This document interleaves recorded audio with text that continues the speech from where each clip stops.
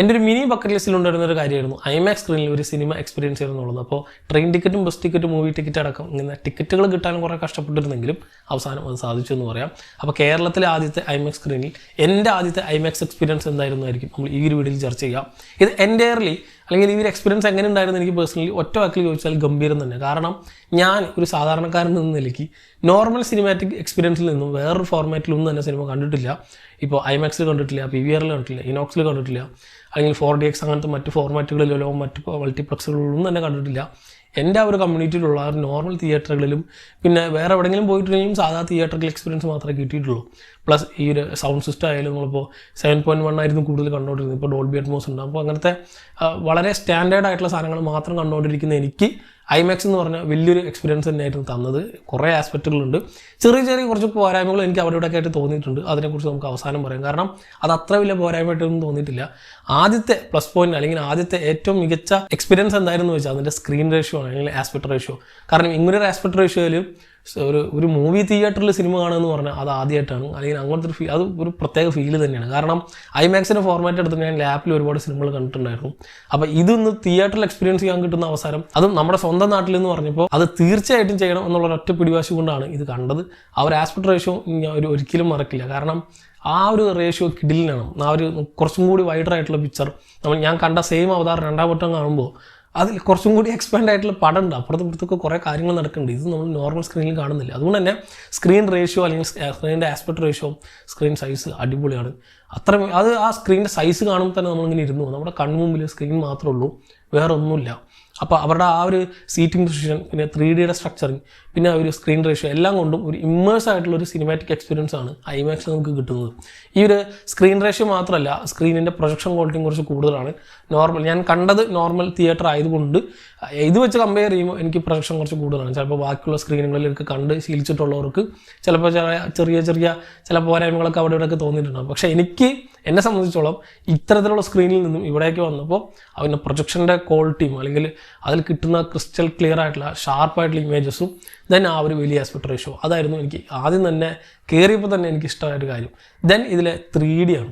3D എന്ന് പറഞ്ഞാൽ ഒരു രക്ഷയില്ലാത്ത 3D. ഞാൻ എൻ്റെ ജീവിതത്തിൽ ഇത്രയും ഗംഭീരമായിട്ടുള്ള 3D എക്സ്പീരിയൻസ് എനിക്ക് വേറെ കിട്ടിയിട്ടില്ല. ഒരുപാട് 3D പടങ്ങൾ കണ്ടിട്ടുണ്ട്, ഒരുപാടൊന്നല്ല എണ്ണാൻ പറ്റാത്തത്ര 3D പടങ്ങൾ കണ്ടിട്ടുണ്ടെങ്കിലും ഇതിലെ 3D എന്ന് പറഞ്ഞാൽ ഈ പണ്ടൊക്കെ നമ്മൾക്ക് 3Dനെ ഡിഫൈൻ ചെയ്യുന്നത് ഞാനൊക്കെ എൻ്റെ ചെറുപ്പകാലത്തൊക്കെ ഞാൻ കേട്ട് പറഞ്ഞൊരു കാര്യം, ഇപ്പോൾ 3D സിനിമ നമ്മളെ കൺമുമ്പിൽ വരും, നമുക്ക് തൊടാൻ പറ്റും, പിടിക്കാൻ വരും. മറ്റേ കുട്ടിച്ചാത്തനൊക്കെ മൈഡിയർ കുട്ടിച്ചാത്തനൊക്കെ കാണുമ്പോൾ ഐസ്ക്രീം കിട്ടുമ്പോൾ നമുക്ക് പിടിക്കാൻ തോന്നുന്നു എന്നൊക്കെ പറഞ്ഞിട്ടായിരുന്നു. അതൊന്നും ഒരു 3Dയിൽ ഇതുവരെ കിട്ടിയിട്ടില്ല, അങ്ങനത്തെ ഒരു എക്സ്പീരിയൻസ് ഒന്നും. ആകെ 3D എന്ന് പറയാൻ തോന്നുന്നത് ഇപ്പോൾ സബ് ടൈറ്റിലുള്ള ആ ഒരു ഡബിളിങ് മാറി കിട്ടാൻ വേണ്ടി അല്ലെങ്കിൽ അത് കുറച്ച് പ്രൊജക്കാൻ വേണ്ടി മാത്രം എന്നൊക്കെ ആയിരുന്നു പല സമയത്ത് തോന്നിയതെങ്കിലും ഈ ഒരു സിനിമയ്ക്ക് എങ്ങനെ ഉണ്ടായിരുന്നു 3D ഇല്ലെങ്കിൽ ഐമാക്സിൻ്റെ 3D എന്ന് പറയാൻ ഒറ്റ വാക്കിൽ പറഞ്ഞാൽ ഞാൻ തള്ളുകയല്ല, നടന്ന കാര്യം തന്നെയാണ്. ഞാൻ മാത്രമല്ല സിനിമ കണ്ടപ്പോൾ എൻ്റെ കൂടെ സിനിമ സ്റ്റില്ലർ ഉണ്ടായിരുന്നു, അനന്തു, അത് പറയാൻ വിട്ടുപോയി. അപ്പോൾ ഞങ്ങൾ രണ്ടുപേരും കാണുമ്പോൾ ഞങ്ങളുടെ തൊട്ടിപ്പുറത്ത് ഒരു ഫാമിലി ഉണ്ട്. ആ ഫാമിലിയിൽ ഒരാൾ ഒരു ചെറിയ കുട്ടീനെ വെച്ചിരുന്നിട്ടാണ് സിനിമ കണ്ടുകൊണ്ടിരിക്കുന്നത്. ആ ഒരു കുട്ടി ഇതിലെ വാട്ടർ ട്രൈബിലേക്ക് പോകുമ്പോൾ ഇനീഷ്യലി ഇവരെ ട്രെയിൻ ചെയ്യുന്ന കുറേ സീക്വൻസുകളുണ്ട്. ആദ്യമായിട്ട് വെള്ളത്തിലേക്ക് ചാടുമ്പോൾ കുറേ മീനും അങ്ങനത്തെ കുറേ കാര്യങ്ങളൊക്കെ വന്ന് അല്ലെങ്കിൽ കുറച്ച് ക്രീച്ചേഴ്സും കുറച്ച് അക്വാട്ടിക് ക്രീച്ചേഴ്സൊക്കെ വരുന്ന സമയത്ത് ഈ കുട്ടി അറിയാതിരുന്നിട്ട് അതിനെ പിടിക്കാൻ പോകുന്നുണ്ട്. ഇത് ഞാൻ കണ്ടതാണ്, ഞാൻ ഇവനെ കുറിച്ച് കാണിച്ചും കൊടുത്തു. ഇതാണ് ഈ ഐമാക്സിൻ്റെ 3Dനെ ഒറ്റ വാക്കിൽ പറയാൻ പറ്റുക. കാരണം ആ ഒരു കുട്ടിയുടെ അനുഭവം തന്നെയായിരിക്കും അവിടെ ഇരിക്കുന്ന എല്ലാവർക്കും തന്നെ കിട്ടിയിട്ടുള്ളത് എന്നുള്ളത് ഉറപ്പാണ്. കാരണം നമ്മൾ അങ്ങനെ പറയാറുള്ള 3D നമ്മളൊക്കെ കൈകൊണ്ട് പിടിക്കാൻ പറ്റും, നമുക്ക് എക്സ്പീരിയൻസ് ചെയ്യാൻ പറ്റും, നമ്മുടെ കണ്ണിൻ്റെ മുമ്പിൽ കൂടെ പോകുന്നുണ്ടെന്നൊക്കെ പറയുന്നത് അതേപോലെ നമുക്ക് എക്സ്പീരിയൻസ് ചെയ്യാൻ പറ്റും ഈ ഒരു ഐമാക്സിൻ്റെ 3Dയിൽ. അതിൻ്റെ 3D ഗ്ലാസ് തന്നെ സ്ട്രക്ചറിങ് വ്യത്യാസമുണ്ട്, കുറച്ചും കൂടി വൈഡറായ ഗ്ലാസ്സാണ്, കുറച്ചും കൂടി വലിപ്പമുണ്ട്. അപ്പം ഞാൻ കണ്ടത് എൻ്റെ ഗ്ലാസ് വെച്ചിട്ടാണ്. ഞാൻ 3D സിനിമകൾ കാണുന്നു അല്ലെങ്കിൽ നോർമൽ സിനിമകൾ കാണുന്നത് എനിക്ക് പവർ ഗ്ലാസ് ഉണ്ട്, ആ പവർ ഗ്ലാസിന് മേലെയാണ് ഗ്ലാസ് വയ്ക്കുക. പക്ഷേ ഈ സിനിമ കണ്ടപ്പോൾ എനിക്ക് തോന്നിയൊരു കാര്യം അല്ലെങ്കിൽ ഒരു പ്രശ്നം ഉണ്ടായിരുന്നത്, ഇതിങ്ങനെ നോർമലായിട്ട് അല്ലെങ്കിൽ ഈ ഗ്ലാസ്സിന് മേലെ ഈ ഗ്ലാസ്സൊക്കെ വെക്കാൻ പറ്റുമോ, ഇതിൽ കൊള്ളുമോ എന്നൊക്കെ ഉള്ള പേടികളായിരുന്നു. എൻ്റെ ഗ്ലാസ് ചെറുത്, ഇത് ഇത്രയുണ്ട്. അത്രയും വൈഡറായിട്ടുള്ള ഗ്ലാസ് ആയതുകൊണ്ട് തന്നെ ഫുൾ അതിൻ്റെ ഫ്രെയിം പോലെ നമുക്ക് സിനിമ കാണുമ്പോൾ അറിയില്ല, നമ്മൾ ഇമ്മേഴ്സ് ആയിട്ട് ആ ഒരു എക്സ്പീരിയൻസ് കിട്ടും. അടുത്ത് തന്നെ 3D ഉണ്ടാവും. നമ്മളെ തൊട്ട് തലവടിയിട്ടാണ് സിനിമയെ കാണുന്ന എല്ലാ സാധനങ്ങളും നമ്മുടെ മുന്നോട്ട് നീങ്ങുക. അതിൻ്റെ ഇനീഷ്യലി ഈ സിനിമ തുടങ്ങുന്നതിന് മുമ്പ് തന്നെ ഒരു കൗണ്ട് ഡൗൺ ഉണ്ട്. ആ കൗണ്ട് ഡൗൺ വെച്ച് തന്നെ നമുക്ക് ഈ സാധനം മനസ്സിലാവും എന്താണ് ഇവർ ഉദ്ദേശിക്കുന്നത് 3D എന്നുള്ളത്. അതുകൊണ്ട് തന്നെ സ്ക്രീൻ റേഷ്യോ കഴിഞ്ഞാൽ പിന്നെ 3D സെറ്റപ്പ് ആയിരുന്നു എനിക്ക് ഏറ്റവും ഇഷ്ടപ്പെട്ട മറ്റൊരു ഘടകം. പിന്നെ ഇതിൻ്റെ സീറ്റിംഗ് അറേഞ്ച്മെൻ്റ് ആണ്. നല്ലൊരു സോഫ്റ്റ് ആയിട്ടുള്ള സീറ്റിംഗ് ആണ് എനിക്ക് കിട്ടിയിട്ടുണ്ടായിരുന്നത്.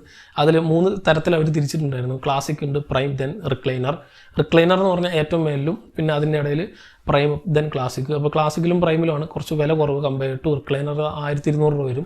ഇത് 930, 950, ദെൻ 850, അങ്ങനെയാണ് ഇതിൻ്റെ റേഞ്ചിങ് ഉള്ളത്. ഇതിൻ്റെ രണ്ടിൻ്റെയും ഇവർ പ്രൈമിൻ്റെയും ക്ലാസിക്കിൻ്റെയും റേറ്റ് അല്ല ഒരു 100 രൂപയ്ക്ക് വ്യത്യാസമുള്ളെങ്കിലും അതിൻ്റെ എല്ലാം ബാക്കിയെല്ലാം സെയിമാണ്. സീറ്റിംഗ് അറേഞ്ച്മെൻറ്റും സീറ്റിംഗ് പൊസിഷൻസും ഒക്കെ തന്നെ സെയിമാണ്. പക്ഷേ ഇതിൻ്റെ സീറ്റിംഗ് സെറ്റപ്പ് ഉണ്ടല്ലോ, ഇതൊരു സ്റ്റേഡിയം ഫോർമാറ്റിലാണ്.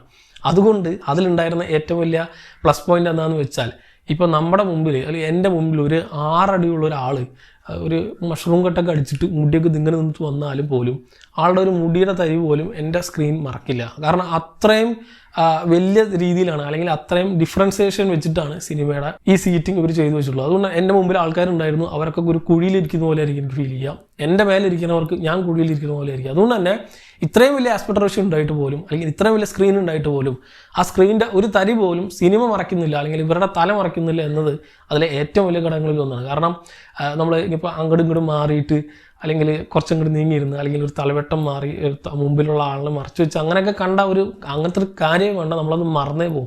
നമ്മുടെ മുമ്പിൽ സ്ക്രീനും നമ്മൾ മാത്രമേ ഉള്ളൂ. ദെൻ അതുകൊണ്ട് തന്നെ ഇമ്മേഴ്സ് ആയിട്ടുള്ള ഒരു എക്സ്പീരിയൻസ് അതിൻ്റെ സീറ്റിങ്ങിൽ നടക്കുന്നുണ്ട്.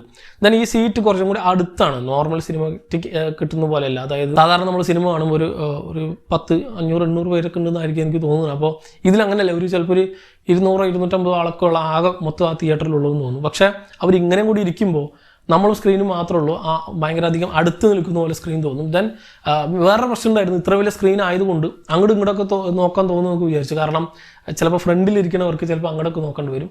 അത് ഫ്രണ്ടിൽ ഇരുന്നാലും എനിക്ക് അറിയുള്ളൂ, എനിക്ക് മനസ്സിലായില്ല. ഞാൻ ഇരുന്നത് ഇതിൻ്റെ ഏറ്റവും ബാക്കിലായിരുന്നു, ഈ പ്രൈമിൻ്റെ തന്നെ ഏറ്റവും ബാക്കിൽ. അവിടെ ഇരുന്നപ്പോൾ എനിക്ക് കിട്ടിയ മറ്റൊരു കാര്യം എന്ന് വെച്ചാൽ, നോർമലി ഞാൻ സീറ്റ് ബുക്ക് ചെയ്യുമ്പോൾ, നോർമൽ സിനിമാറ്റിക് തിയേറ്ററിലൊക്കെ സീറ്റ് ബുക്ക് ചെയ്യുമ്പോൾ ഒരു മിഡിൽ അല്ലെങ്കിൽ അതിൻ്റെ കുറച്ചും കൂടി ഫ്രണ്ടിലേക്കുള്ള ഒരു പോർഷൻ, ഒരു ഫ്രണ്ടിൽ നിന്നുള്ള ഒരു 1/2 ഉള്ളൊരു പോർഷനിലായിരിക്കും സീറ്റ് എടുക്കുക.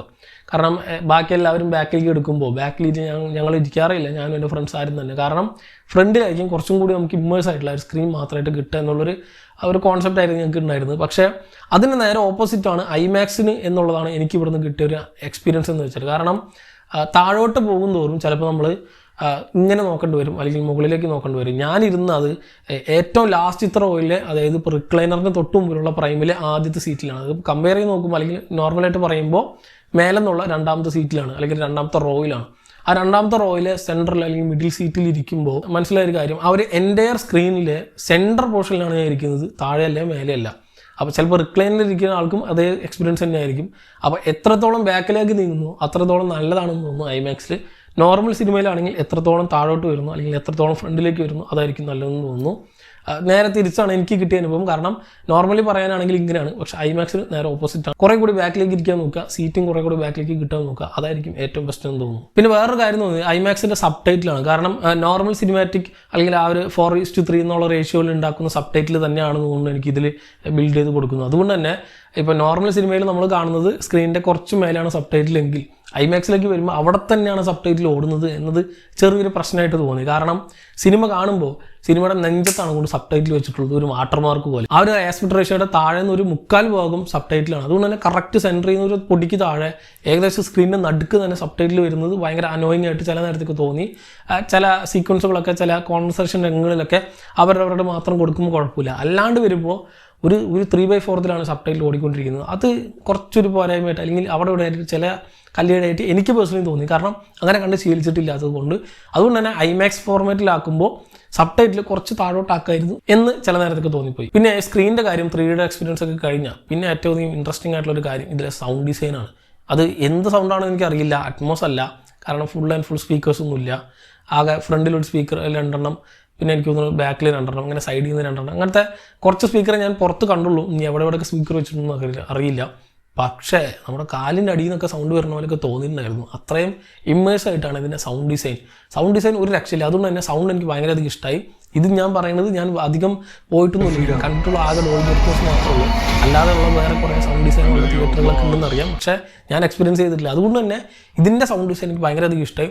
സ്ക്രീനിനെ പോലെ തന്നെ, അല്ലെങ്കിൽ സ്ക്രീനിൽ കാണിക്കുന്ന പിക്ചർ ക്വാളിറ്റിയുടെ ഒപ്പം തന്നെ ആ സൗണ്ട് ഡിസൈനും കൂടി വളരെ ഇമ്മേഴ്സ് ആയിട്ടുള്ളൊരു ഫീലാണ് നൽകുന്നത്. കാരണം ഇപ്പോൾ അവിടെ ഒരു എക്സ്പ്ലോഷൻ ഉണ്ടായാൽ ഈ സീറ്റ് മുഴുവൻ കിടന്ന് കുലുങ്ങും. അതിപ്പോൾ വെറുതെ കുലുങ്ങണതല്ല, അങ്ങനെയല്ല പറഞ്ഞ് ഒരു തരത്തിലുള്ള വൈബ്രേഷൻ വരുന്ന പോലെ നമുക്കത് ഫീൽ ചെയ്യാൻ പറ്റുന്ന പോലെ, ഇപ്പോൾ പ്രോപ്പറായിട്ടുള്ള എക്സ്പ്ലോഷൻ നമുക്ക് ഫീൽ ചെയ്യാൻ പറ്റുന്ന രീതിയിൽ സൗണ്ട് ഡിസൈനും കൂടി വെച്ചിട്ടുണ്ട്. അത് അല്ല കിഡിലൻ സൗണ്ടാണ്, ഭയങ്കരധികം ലൗഡാണ്. പക്ഷേ ട്രബിൾ വെച്ച് നമ്മളിങ്ങനെ വെറുപ്പിക്കുന്ന രീതി അല്ലെങ്കിൽ നമ്മുടെ ചെവി കുത്തുന്ന പോലെയൊന്നുമല്ല, എന്തോ ഒരു ഫീലുണ്ട്.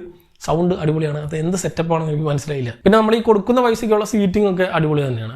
നല്ല ഒരു കുഷ്യൻ സെറ്റപ്പും പിന്നെ ഹാൻഡ് റെസ്റ്റ് ആണെങ്കിലും ഇപ്പോൾ 2 പേര് കൈവച്ചാലും കുറച്ചും കൂടി സ്ഥലം ബാക്കിയുണ്ടാവും എന്നിങ്ങനെയുള്ള ഫുൾ നീറ്റ്നെസ്സും ഫ്രണ്ടിൽ കൂടെ നടക്കാനുള്ള സ്ഥലം. ഇങ്ങനെ ഒരാൾ എണീറ്റ് അല്ലെങ്കിൽ അവരുടെ തല പൊക്കിയിട്ട് കാല് തട്ടിയിട്ട് എണീക്കുന്ന ആവശ്യമൊന്നുമില്ല. ഇപ്പോൾ നമുക്ക് നോർമൽ തിയേറ്ററിൽ ഇങ്ങനെ ഒരാൾ നമ്മുടെ റോയിൻ്റെ ഉള്ളിൽ കൂടെ അറ്റത്തേക്ക് പോകണമെന്നുണ്ടെങ്കിൽ ഈ നിൽക്കുന്ന എല്ലാവരും തന്നെ ഇങ്ങനെ പടിപടിയായിട്ട് എണീറ്റ് പിന്നെ അവർ താഴ്ന്ന് പിന്നെ എണീറ്റ് ഇങ്ങനെയൊക്കെ വേണ്ടി പോകേണ്ടി വരും. പക്ഷേ ഇതിൽ അങ്ങനത്തെ കുഴപ്പമൊന്നുമില്ല. സ്പേസിംഗ് ഒക്കെ പ്രോപ്പറാണ്. ഇനി സിമ്പിളായിട്ട് നോർമലായിട്ട് നമ്മൾ നടക്കുന്ന പോലെ നമുക്ക് നടക്കാം. ഇതിൻ്റെ ഇടയിൽ കൂടെ വേറെ ആൾക്കാരും പോയിക്കൊണ്ടിരിക്കുന്നുണ്ട്. ഇപ്പോൾ ഫുഡിൻ്റെ ആൾക്കാർ എന്നിങ്ങനെ അതിനുള്ള സ്പേസ് ഒക്കെ പ്രോപ്പറായിട്ട് കൊടുത്തിട്ടുണ്ട്. അതുകൊണ്ടാണ് സീറ്റിംഗ് എല്ലാം അടിപൊളിയാണ് ഉള്ള പൈസയ്ക്ക്.